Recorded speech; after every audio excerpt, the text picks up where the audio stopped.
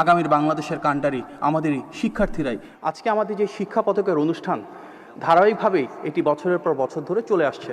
তবে আজকের অনুষ্ঠানটা একটু ভিন্ন মাত্রিক, কারণ গণতান্ত্রিক সরকারের মাননীয় প্রধানমন্ত্রী জনাব তারেক রহমান যেভাবে বাংলাদেশটা বিনির্মাণ করতে চান তৃণমূলের ক্ষমতায়নের মাধ্যমে, দেশের একদম প্রান্তিক পর্যায়ের একজন সাধারণ শিক্ষার্থীর যে লক্ষ্য, স্বপ্ন এবং যে অভিযাত্রা, সেটিকে রাষ্ট্রীয় পর্যায়ে মূল্যায়নের মাধ্যমে আজকে আমরা তার প্রতিফলন দেখতে পাচ্ছি। এখানে বাংলাদেশের প্রতিটি জেলার সাধারণ শিক্ষার্থীরা প্রান্তিক পর্যায় থেকে আজকে চলে এসেছে। আমাদের যে সাংস্কৃতিক অনুষ্ঠান সামনে অনুষ্ঠিত হবে, যে বিতর্ক প্রতিযোগিতা হবে, এবং আজকে আমরা এখানে পবিত্র ধর্মগ্রন্থ থেকে পাঠ দেখলাম, সেগুলো কিন্তু আমাদের সেই শিক্ষার্থীরা সারা দেশ থেকে উঠে এসেছে। আজকে 64 জেলার মধ্যে 60টি জেলার শিক্ষার্থীরা প্রবল বন্যা এবং প্রতিকূলতা উপেক্ষা করে ক্লাস 1 থেকে 5-এর বাচ্চা ছেলেমেয়েরা ওরা এখানে উপস্থিত হয়েছে তাদের নিজ নিজ এলাকার স্বাতন্ত্র্য, সাফল্য এবং ঐতিহ্যকে ধারণ করে। আমরা চাই এমন একটা শিক্ষা ব্যবস্থা যেখানে প্রতিকূলতা থাকবে, প্রতিবন্ধকতা থাকবে, প্রকৃতির বিরুদ্ধে রুখে দাঁড়াবে আমাদের শিক্ষার্থীরা। তারা প্রমাণ করবে আগামীর বাংলাদেশের কাণ্ডারি আমাদেরই শিক্ষার্থীরাই, এবং তাদের হাত ধরেই গড়ে উঠবে মাননীয় প্রধানমন্ত্রী যে সমৃদ্ধ এবং স্বনির্ভর বাংলাদেশের রূপকল্প করেছেন সেটি।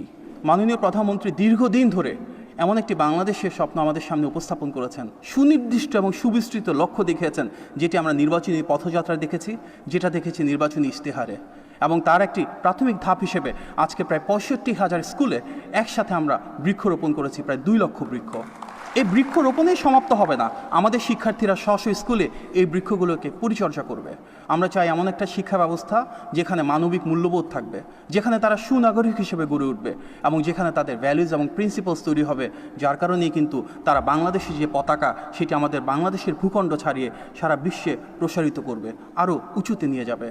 আমরা চাই আগামীর বাংলাদেশের প্রতিনিধিত্ব যারা করবেন, আগামী বাংলাদেশের নেতৃত্ব যারা দেবে, সেই শিক্ষার্থীদের যার যেই সাবজেক্ট পড়তে ভালো লাগে, যার যেই ফিল্ডে ভালো করতে ইচ্ছা হয়, রাষ্ট্রের দিক থেকে, সরকারের দিক থেকে আমরা সর্বোচ্চ সহযোগিতার হাত বাড়িয়ে দেব। আমরা চাই মাননীয় প্রধানমন্ত্রী যে ভিশন রয়েছে তার আলোকে সারা বছর জুড়ে সংস্কৃতি এবং ক্রীড়া মন্ত্রণালয়ের সাথে আমাদের শিক্ষা মন্ত্রণালয়ের সন্নিবেশের মাধ্যমে দেশ জুড়ে প্রতিযোগিতা তৈরি হবে, এবং দেশ জুড়ে সেই প্রতিযোগিতার মাধ্যমে সেরা শিক্ষার্থীরা, মেধাবী শিক্ষার্থীরা তাদের প্রতিভা এবং সৃজনশীলতার মাধ্যমে রাষ্ট্রীয় মূল্যায়ন পাবে। আমরা আজকে দেখেছি এখানে 60টি জেলা থেকে সাধারণ শিক্ষার্থীরা যখন বিভিন্ন ধরনের প্রাকৃতিক প্রতিকূলতাকে উপেক্ষা করে ছুটে এসেছে, এই ছোট ছোট শিক্ষার্থীদের মাননীয় প্রধানমন্ত্রীর প্রতি যে আবেগ, যে উচ্ছ্বাস, যে ভালোবাসা, এটি প্রমাণ করে একজন জনগণের নেতা যখন রাষ্ট্র পরিচালনা আসে কীভাবে তিনি দেশের মানুষের ভাগ্যকে বদলে দিতে পারেন। আমরা ইনশাল্লাহ সবাই মিলে বিনির্মাণ করব এমন একটা শিক্ষা ব্যবস্থা যেটি হবে আগামীর বাংলাদেশ গড়বার মূল কারিগর, মূল অগ্রদূত।